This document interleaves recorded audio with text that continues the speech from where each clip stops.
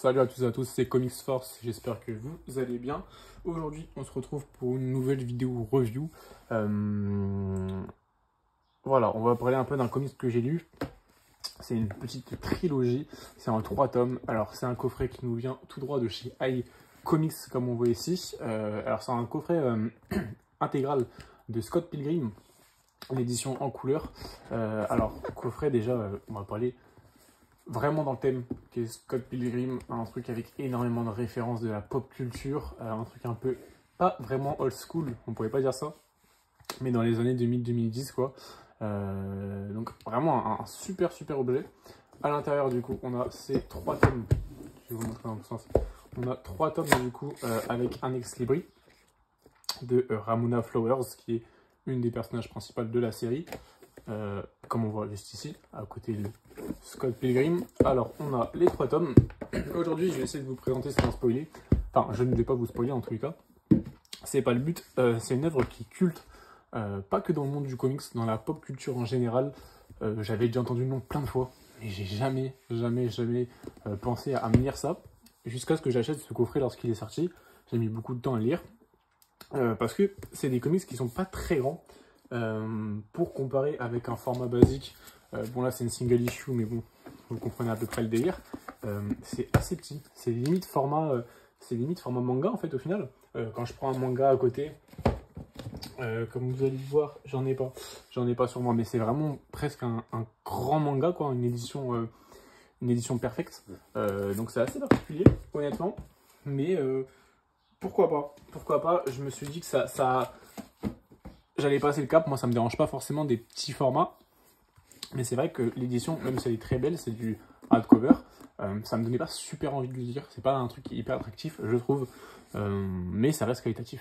À l'intérieur on ouvre du coup, et on a ce style de dessin qui est très particulier. Alors c'est un truc qui passe je pense à peu près partout. Moi je le définirais comme un dessin animé. C'est très dans cette vibe-là, dessin animé, alors très borderline, parce que c'est du pop culture. C'est sûrement très innovateur dans ce style-là, parce que c'est pas récent, Scott Pilgrim. J'ai pas du tout la date en tête, ça doit être sûrement écrit à la fin. Mais Scott Pilgrim, c'est pas si récent que ça. Moi, je dirais que ça a été publié dans les années 2010, je pense. Ça a été fait du coup par Brian O'Malley. Hop, petit truc qui tombe. Par Brian O'Malley, donc il scénarise l'entièreté du coup de ça. On n'a pas la date, si 2010. Ou alors peut-être que en 2004, 2005. Ouais, non, c'est ça. C'est 2004.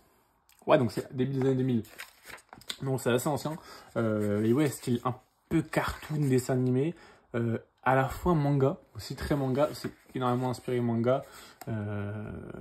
Quand on voit les personnages, quand on voit la structure de certains personnages, des actions, c'est très manga évidemment. C'est très RPG, c'est très jeu vidéo. En fait, c'est un mélange de pop culture de énormément de styles et c'est regroupé en un. Mais c'est très bien fait. Pour faire un rapide synopsis, on a, comment dire, on a Scott Pilgrim, qui est un mec, un chômeur, qui fait pas grand chose de sa vie, qui a 22-23 ans, il me semble. Non, 25 ans, il me semble peut-être. Où on comprend pas trop ce qu'il fait, il vit chez son colocataire, il travaille pas, c'est un mec qui traîne tout le temps, on comprend pas trop ce qu'il fait, il a pas une thune. Il trouve une petite copine, là c'est le moment un petit peu border, je trouve. Le seul truc border du comics, enfin, qui est plus que border, c'est qu'il sort avec une petite qui a 17 ans. Voilà. Une écolière qui a 17 ans, 23 ans, là, comme on voit ici. Il y a une présentation des personnages, je trouve, qui est hyper sympa. Des personnages et des lieux. Donc il sort avec une étudiante, mais ça montre aussi le personnage à quel point il est complètement con, il est paumé dans sa vie, quoi. Le mec il fait rien, il va voir des étudiantes, c'est vraiment le dernier des trucs du cul. Et c'est ça qui est bien aussi dans Scott Pilgrim, hein, c'est que ce mec là c'est le loser original. Et il rencontre une fille un jour qui est Ramona Flowers, donc c'est la personne qu'on voit, que je vous ai montré au tout début, c'est un personnage assez atypique. Qu'on voit ici en fait, c'est un personnage qui a une couleur de cheveux assez différente par rapport à la population basique. C'est un monde qui est pas du tout féerique de base, hein. C'est un monde qui est très terre à terre. On n'a pas des personnages qui sont fous, on a des personnages aux caractérisations très simples. Et on a cette Ramona Fleur qui va ramener tout un aspect fantasy, un aspect jeu vidéo, on comprend pas trop en fait. Mais en fait, c'est exprimé et ce qui est intéressant, c'est que Scott Pilgrim n'est pas choqué de ça en fait. T'as l'impression que ça le choque pas ce gars-là. C'est tellement qu'il est perdu, il est paumé dans sa vie, ça ne le choque pas qu'il y a des trucs comme ça dans le monde. Et en fait, du coup, on va avoir tout cet aspect un peu magique qui va être ramené et ça a choqué personne. Voilà, comme si c'était, alors qu'au début, on n'est pas du tout dans ça. Donc en gros, il va s'intéresser à cette fille qui va commencer à la hanter. Et cette fille, du coup, pour sortir avec elle, il va devoir combattre ses 7 petits amis maléfiques. Alors, scénario très bizarre, hein, ça donne pas du tout envie comme ça, mais c'est super sympa. Chaque ennemi a sa particularité. Là, on voit le premier, bon, qui est un peu un mec un peu dark. On comprend pas trop ce que c'est le plus simple, c'est le plus basique, c'est un peu le plus nul honnêtement. C'est toujours dans des combats un peu bizarres, un peu surnaturels. Vraiment, c'est vraiment surnaturel. Vous voyez des coups d'arts martiaux, ça monte dans les airs, les électricités, il y a des pouvoirs, ça invoque des personnages. C'est très spécial. À chaque fois, on a du coup en même temps l'historique de Ramona. Donc pourquoi il est sorti avec ses ex, qui c'était des mecs avant. On a Scott. Du coup aussi, on a des flashbacks sur le passé de Scott.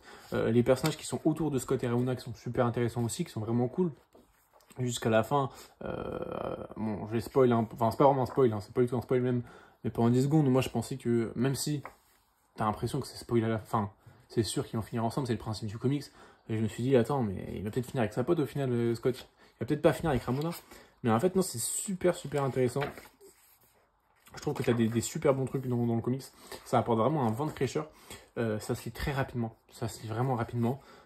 C'est pas verbeux. Et le moment où c'est verbeux, c'est drôle. C'est très drôle. Il y a un très bon humour. On rigole devant. Moi, j'ai adoré. Franchement, j'ai adoré. Je voulais lire ça avant l'adaptation qui a été faite sur Netflix. Alors, il y a une live action qui a été faite il y a très longtemps maintenant.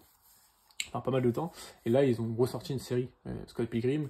Ce coffret, du coup, est ressorti à ce moment-là. J'ai pas regardé la série parce que je voulais regarder d'abord ça. Et j'ai bien fait, je pense, parce que j'ai vraiment aimé le comics et je découvrirai le format série après. Mais vraiment cool. On a vraiment un truc qui se tient de A à Z. iComics, niveau de l'édition, ils ont fait le bon taf, ils l'ont ressorti au bon moment. Ils ont surfé sur la série, ils ont eu raison. C'est un truc culte en fait, mais putain, je me rendais pas compte. On a pas mal de petits bonus à la fin. Alors moi, je vous mens pas, je m'en fous des bonus. Enfin, certains m'intéressent quand c'est des covers ou quand c'est des sketchbooks ou des trucs comme ça, mais enfin des sketchs, mais franchement là ça m'a pas forcément intéressé sur ça, je vous le dis, mais je sais que ça va m'intéresser énormément, hein. C'est pas que moi. On parle aussi de Brian O'Malley, c'est hyper intéressant par contre. On voit un peu la caractérisation, on apprend plus sur les personnages, ça approfondit un peu le truc. Donc c'est super intéressant pour le coup. Moi j'ai adoré en tout cas Scott Pilgrim. Je vais vous montrer un peu l'évolution graphique. Parce que là, dans ce premier tome, je trouve que ça a fait le taf, mais que c'est pas non plus extraordinaire. Le comics, graphiquement, va pas non plus évoluer. Je vais vous montrer une ou deux planches du tome 3, sans spoiler évidemment. Mais voilà, graphiquement, ça va pas forcément évoluer, mais il y a plus de double pages, je trouve, de double pages qui sont plus marquantes. Bon là, on a une décomposition des cases un petit peu particulière. Mais on a des personnages qui reviennent, comme les ex de Scott Pilgrim, évidemment. Ça va pas que dans un sens. Mais ouais, voilà, je trouve que graphiquement, on a quand même des découpages qui sont plus intéressants au fur et à mesure, dans le tome 2, dans le tome 3 surtout.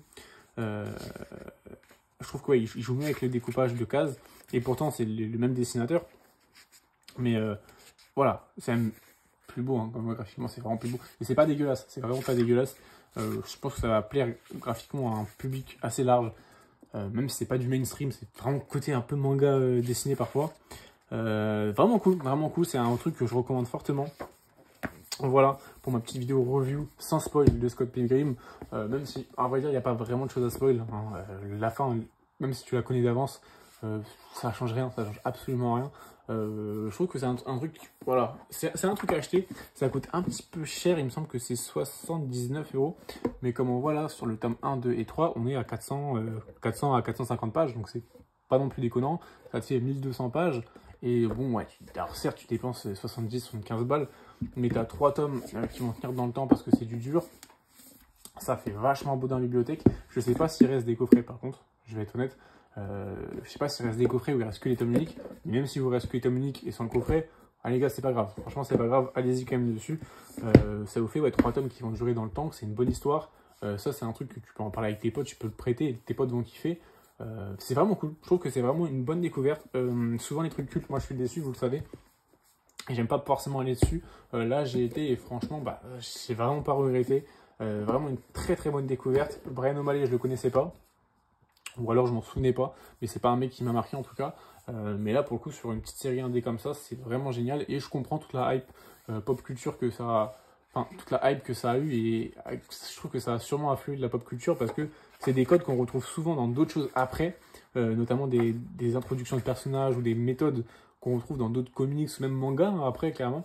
Mais je pense que ça a sûrement dû influencer les comics, c'est sûr même. Et c'est toujours cool de voir des trucs qui sont comme ça. Donc voilà, je vous conseille en tout cas Scott Pilgrim, c'est en 3 tomes. Merci d'avoir regardé cette vidéo. Je suis pas le mec le plus stable au niveau des vidéos, on va pas se le mentir. Je suis clairement pas le mec le plus stable, mais j'essaye en tout cas d'en faire un maximum. Là, il y a moyen que là vous allez avoir une vidéo tous les 3 jours pendant une semaine parce que j'ai pas mal de reviews lecture que je vais faire. Là, je vais vous spoiler un petit peu. Il y a du Invincible qui arrive, il y a du All Star Superman, il me semble, si je dis pas de bêtises. Il y a du Punk Rock Jesus. Il doit y avoir un autre truc encore. Mais ouais, j'ai des 3 trucs là qui traînent, donc je vais vous les faire en review et je vais essayer de sortir ça de manière un peu condensée. Donc ouais, je vais dire une vidéo tous les 3 jours. Pas grave, hein, si c'est pas le plus optimum pour faire des vues, je m'en fous honnêtement.